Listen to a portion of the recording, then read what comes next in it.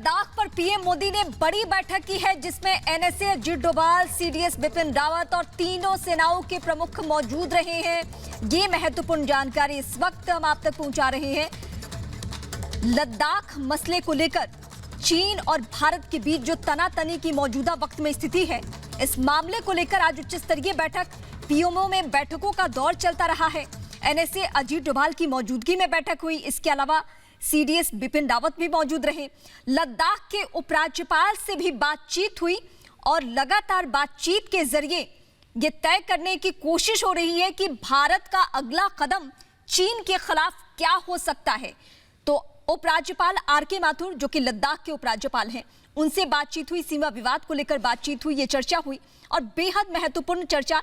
एक तरफ देश ही नहीं दुनिया कोरोना के खिलाफ में जंग छिड़ा हुआ है, लेकिन चीन अपनी नापाक हरकतों से बाज नहीं आ रहा है। एक तरफ पाकिस्तान के साथ तनातनी, चीन के साथ नेपाल भी आंखें तरे रहा है, लेकिन भारत इन सब का जवाब क्या हो सकता है, वो जवाब ढूंढने की कोशिश, और यही वजह है कि एक्शन के मोड में है भारतीय जवान भी। लेकिन उससे पहले क्या स्ट्रैटेजी हो सकती है चीन के खिलाफ, क्या कदम उठाए जा सकते हैं, उसको लेकर पीएमओ में जो बैठकों का सिलसिला है वो अभी थमा नहीं है, लगातार बातचीत चल रही है।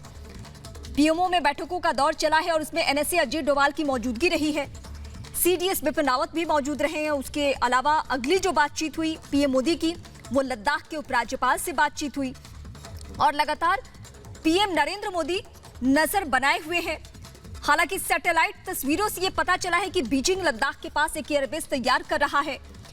तस्वीरों से यह भी खुलासा हुआ है कि चीन ने वहां लड़ाकू विमान भी तैनात कर दिए हैं और ये इनपुट्स जब भारत तक पहुंच रहा है, भारतीय सेना तक, तो उसके बाद स्ट्रैटेजी भारतीय सेना की तरफ से भी पीएमओ भी लगातार नजर बनाए हुए है। चीन की चालबाजी का जवाब भारत की तरफ से क्या हो सकता है। एक तरफ वुहान से निकला हुआ वायरस लगातार खौफनाक स्थिति में दुनिया को पहुंचा चुका है, लेकिन अभी भी वो अपनी हरकतों से बाज नहीं आ रहा है। और सीधे हम न्यूज रूम का रुख करते हैं। सीनियर एडिटर अभिषेक कपूर इस वक्त हमारे साथ जुड़ रहे हैं। अभिषेक, क्या जवाब हो सकता है भारत की तरफ से? इसी को लेकर पीएमओ में लगातार बैठकों का सिलसिला जारी है और इस वक्त की स्थिति यह है कि लद्दाख के उपराज्यपाल तक से बातचीत हो चुकी है। देखिए, एक प्रक्रिया है जो फॉलो होती है। जो जमीन पे हो रहा है उसका तो हमारी सेनाएं ध्यान रख रही हैं, जवाब दे रही हैं, काउंटर कर रही हैं, जो भी प्रोविजन करना है कर रही हैं। चीन के कुछ लोग अगर टेंट लगाए हैं तो भारत भी बिल्कुल पिच्ड है उसके सामने, जो कहते हैं कि उनको रोकने के लिए पूरा जो बंदोबस्त करना है वो कर दिया है। हमारी फोर्सेस रीइंफोर्स कर दिए हैं, वहाँ पे डिप्लॉयमेंट्स इंक्रीज कर दिए हैं। हमने सुबह जैसा बताया था कि कुछ बटालियंस इंक्रीज किए हैं। चाइना के जितने लोग हैं उतने ही हमारे भी हैं, तो उसकी चिंता की ज़रूरत नहीं है। जो यहाँ पे हो रहा है दिल्ली में, वो स्ट्रैटेजी मीटिंग होती है।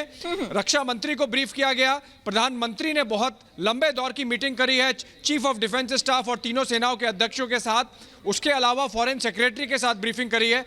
समझ हमारी ये है कि भारत को चीन को ये मैसेज देना है कि भाई हम मजबूती से खड़े हैं, आप जो सीमा का उल्लंघन है वो ना करें, जो सीमा का विवाद है उसको सुलझाने के लिए एक जो प्रक्रिया है उसको फॉलो करें। मैं समझता हूं उसके बारे में बैक चैनल से, डिप्लोमेटिक चैनल से मिनिस्ट्री ऑफ एक्सटर्नल अफेयर्स और चीन के जो मोफा है मिनिस्ट्री ऑफ फॉरेन अफेयर्स, उनके बीच में संवाद हो रहा है। कुछ समय में सुलझना चाहिए, पर जो जमीन की जो बात है उसके बारे में एक प्रॉपर ब्रीफिंग प्रधानमंत्री की आज हुई है।